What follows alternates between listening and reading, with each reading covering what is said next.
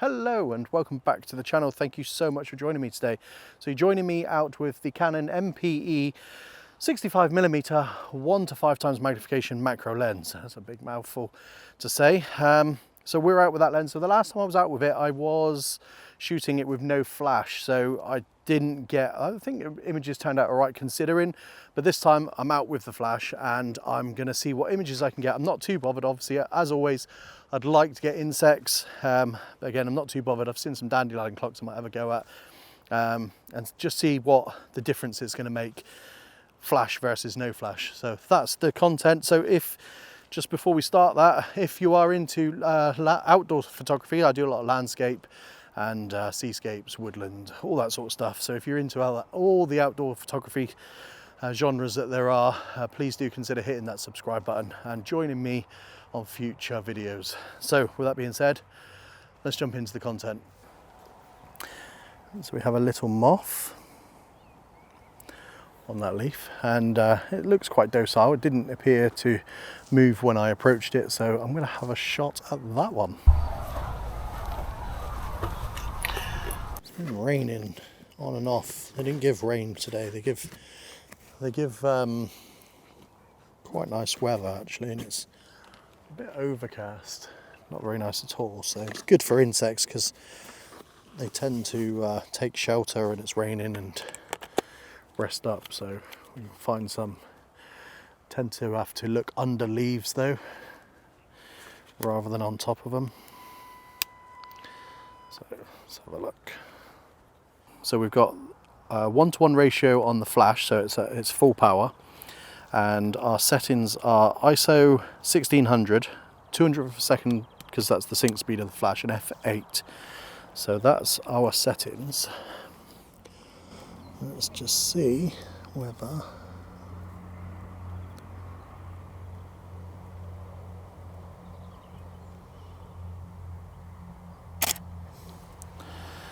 appears to be having a drink.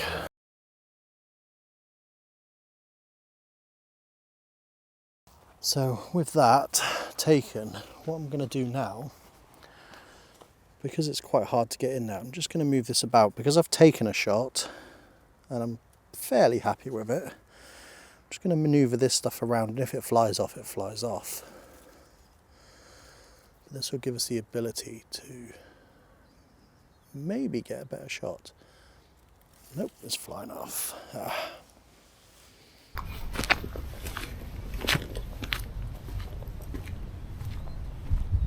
Yeah, just here you can see this little black dot here. There's a tiny little beetle, not sure which one, but yeah, very, very small. When I find focus,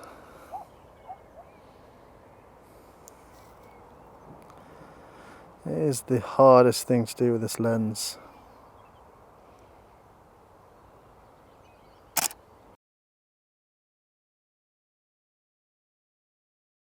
So with 5 times and the flash, it's definitely easier, 100%, goes without saying. You can increase your aperture so you can get a wider depth of field, but even that wider depth of field is still so shallow, and the tiniest movement, a bit of wind or the movement of the insect, and it's out of focus.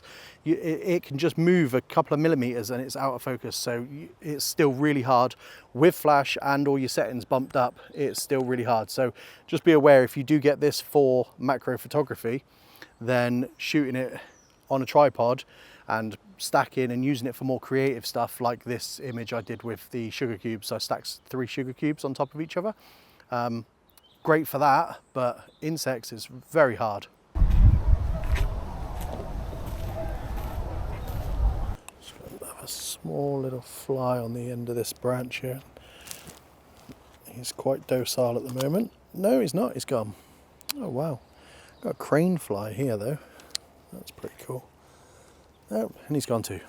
Sometimes it happens.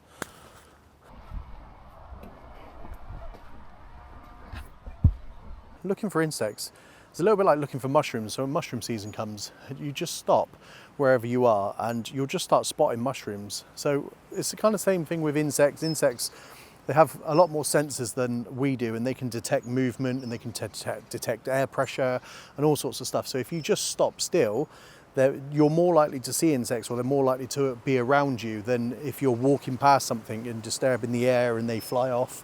So this is it's just about standing still and being a little bit patient, really.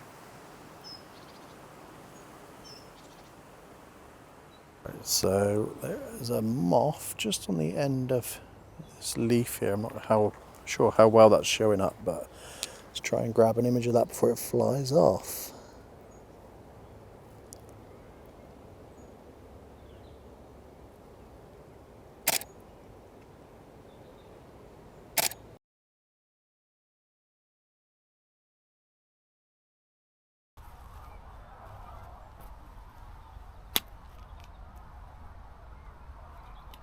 So the other thing about stopping still is also knowing when to move, because sometimes the area is just dead of insects and you're never going to find any. So knowing when to move and then come into a new location might yield new results.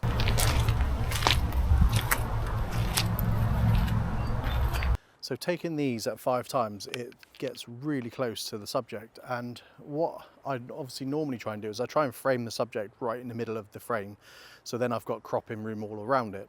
Now with this, because it gets so close, at some points it's just getting the head and the shoulders, if you like, in the actual image. There goes my camera bag. No wonder it gets so dirty. In the actual image, and what I'm trying to do is I'm trying to frame that so that the head has more lead room going out of the image, and just cut the shoulders off if I have to, so I can get more of the face in, but with a little bit of room on the side. But with this magnification, it's so hard just to try and focus it in the right area, and you're moving around so much and everything's moving around you.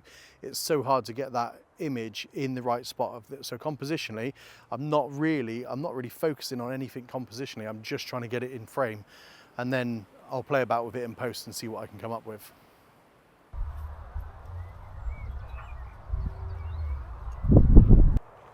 Right, I'm really excited for this one. Just come along here. I don't want to get too close to it, but you can see here, you see there's a baby, it looks like a baby dragonfly. It's a very small one, and there's also a spider just here as well. So I'm going to try and get one of those. I would love for that not to move. This could be an awesome photo. If I can get it in focus. Keep still. Oh wow.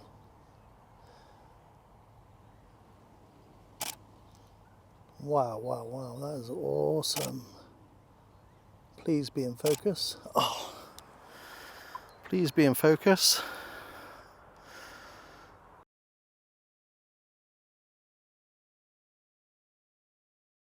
Do you know what?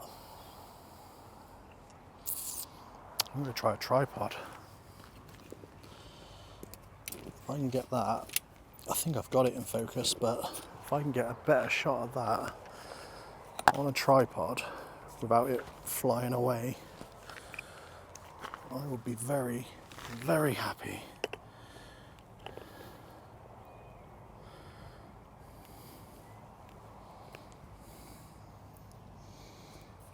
Okay, it's staying very still at the moment, but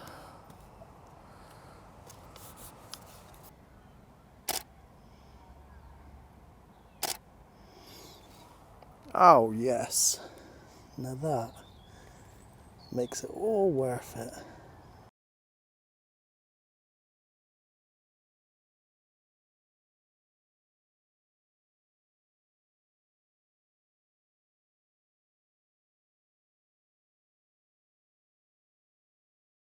So I'm going to leave this video right here because I can't top that image.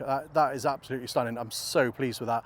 So what I have learned from this outing is handheld macro ×5 is really hard. With a flash, it's a little less difficult because you can bump your aperture up, and obviously you can put your ISO up and you can use your light to light the subject.